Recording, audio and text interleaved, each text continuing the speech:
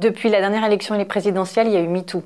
La parole des femmes, elle s'est libérée, mais est-ce qu'on les a vraiment écoutées? Puis, il y a eu 66% de plaintes en plus depuis MeToo. Donc les femmes partent, les femmes parlent, les femmes portent plainte. Qu'est-ce qui se passe avec ce plainte? Est-ce qu'il y a eu plus de condamnations par la justice? Non. Est-ce qu'on les a comprises? Est-ce qu'on les a pris en compte? Non, pas encore, pas suffisamment. Donc il est temps de passer la seconde.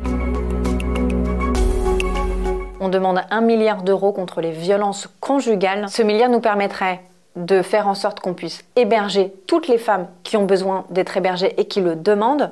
Ce milliard, il nous permettrait de financer les associations qui les accueillent, qui les écoutent, qui les accompagnent à la hauteur des besoins. Et il faut aussi créer de nouveaux outils, des brigades spécialisées et des tribunaux spécialisés. Des tribunaux et des brigades spécialisées, c'est pas une utopie, ça a déjà été fait, ça fait plus de 20 ans que c'est fait en Espagne. Ça veut dire des policiers formés et volontaires, ça veut dire des juges qui soient formés et volontaires pour pouvoir mieux juger, mieux prendre en compte, mieux condamner aussi et mieux accompagner les femmes qui demandent justice. Et la santé des femmes, c'est aussi la manière dont elles peuvent avoir ou non accès à des soins bienveillants et en proximité. Il n'y a pas suffisamment de centres IVG, de maternité juste à côté de chez soi.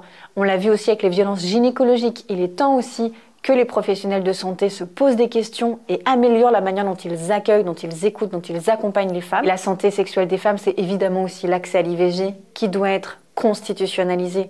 Il faut sacraliser l'accès à l'IVG, faire que ce soit toujours et pour toutes un choix dans leur vie. On va demander un Grenelle de l'égalité salariale pour rassembler autour de la table le patronat, les syndicats, les associations et l'État et donner un coup de boost à l'égalité entre femmes et hommes et faire en sorte qu'il n'y ait plus de discrimination dans l'entreprise. On a compris avec le Covid que les femmes étaient en première ligne. On a compris que c'était elles qui travaillaient et qui étaient moins rémunérées pour autant. On ne peut pas lutter contre les violences et pour la santé des femmes si on ne fait pas attention par ailleurs à leur bien-être dans le monde professionnel et à l'égalité de revenus entre femmes et hommes. Il est évidemment urgent et important de s'atteler à une vraie diplomatie féministe, de mettre des moyens sur la table pour soutenir les organisations féministes du monde entier et développer la clause de l'européenne la plus favorisée, cette fameuse clause qui disait que lorsqu'un pays en Europe progresse sur les droits des femmes, il faut que tous les autres s'alignent sur ce pays-là pour que toutes les femmes d'Europe progressent ensemble dans la même direction.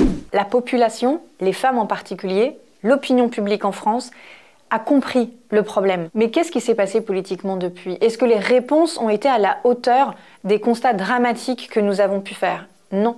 Les femmes, dans leur vie de tous les jours, elles n'ont pas vu être mieux reçues, significativement mieux reçues, en tout cas dans les commissariats.